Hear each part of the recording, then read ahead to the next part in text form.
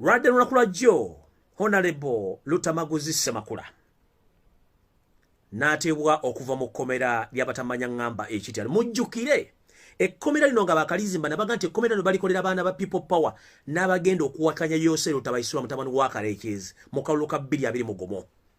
Era njagala obaga nti bannayuganda bannakabala abannansi bannayuganda bawagira enkyukakyuka abawera 400+ be bali mu kkomera eryo batulugunyizibwa bakubibwa battibwa ne baziikibwa nga ne gavumenti etegedde ne bazadde bati bategedde. Ekisooka teri muntu ali mu kkomera omwo alina musango muwandiike mu mpapula nga ne kkooti egumanyi. Babakwata ne bateeka mu kkomera eryo basibira obusibizi. Ekisooka tebabawa mmere, ekyokubiri babawadde emmere erimu obutwa. Ekyo kyo mwakiwuliddeko from Honorable's mouth. Emmere gye babawa erimu obutwa era babaziika emisana n'ekiro balina biweetiye biziika abantu abo. Babakuba babatulugunya emmere gye babawa erimu obutwa okuba nti bagezaako nnyo okukendeeza ennamba y'abantu obawagira Robert Kyagulanyi Ssentamu mu nsi muno. Ebigambo mwabiwulidde bulungi nnyo mu kamwa k'omusibe ate nga n'abaana bangi abali ku ground abakwatibwa from nowhere ne babatwala ne bateeka mu makomera gaabwe. Kino nno tekijja kuleka bannayuganda nga basirise. Olw'ensonga njala kutegeeza abantu muna basobola okuwandika. Muwandikire international communities embassy zonna muzitegere nti President Museveni ne gavumenti ye y'abatujju bali mu kukwata bannayuganda baagala enkyukakyuka basibira mu makomera ne batulugunya ne babatta. Era wabulwako muganda wabulwako mu People Power. Please kitegeeze bulunye nti muganda wo ali mu kkomera sina kindi bate yafa bamuziika. Naye kino tekigenda kukoba mmwe mukirowooleza. Lino ekkomera ne muzimba mujja kumaliza nga mwena mukoleze ki? Mwena muligenzeemu. Ate kino njagala kibagamba kigenda ku addressing wa international era soon or later ekkomera musimbira mu Bannayuganda singa banaakizula nti Bannayuganda basinga omungi bafudde butwa. Eyabalulu ejja kuba ekoze ki? Eyabalulu ejja kuba esiridde. Lutamaguzi Ssemakula okukwatibwa kiri wakati w'omumpembe gwe bayita omukyala Rosemary Namayanja.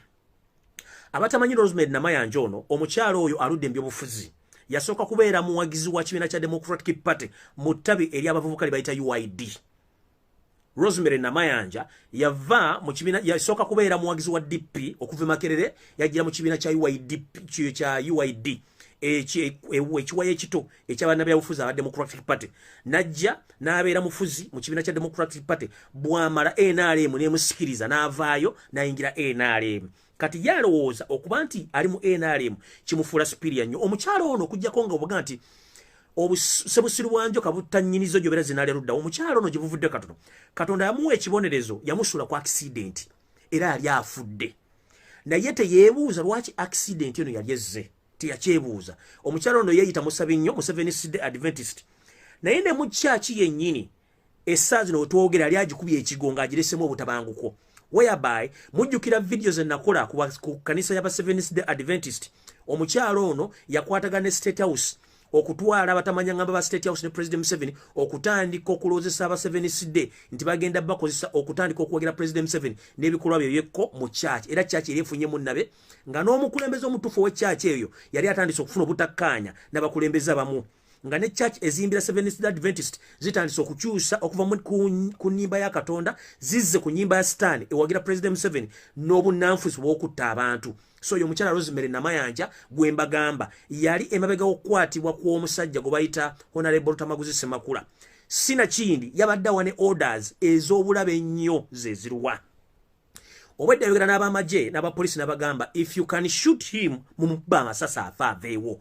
Nenjala kubuuza and sincerely speaking if I may ask, Rosemary Namayanja obadde mu politics almost for 30 years since you left the university. Chicho otafunye mwana muwala to the extent gwe yeyita Rosemary Namayanja omukyalo muganda okutte muganda muno Lutamaguzi Ssemakula omuwayiriza omutaddeko ebisango bamukuta omutadde mu kooti emusalidde agenze ekitalya era ne stiru olagiddeyo abasirikale bamutulugunye sina kindi bamukuba masasi bamutte. Wano wembuuliza Rosemary Namayanja omukyalo Museveni Seed mu kyakyo olw'essiso lw'omukaaga okimayo ki otandika okusaba Mukama akusonyiwe ng'oli mu byabufuzi ebikyafu. Wafuna accident yali agenda okutta ng'odde wammwe Luweero tewamanya lwaki wafuna accident eyo.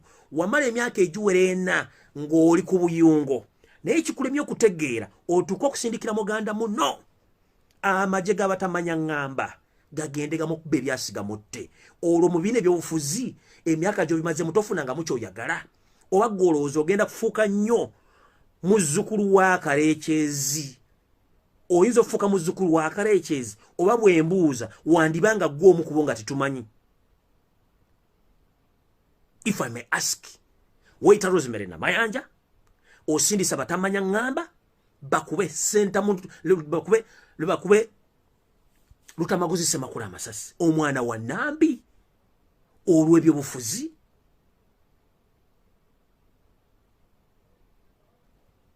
Awo nno sijja kulwawo ngenza ku nsonga endala.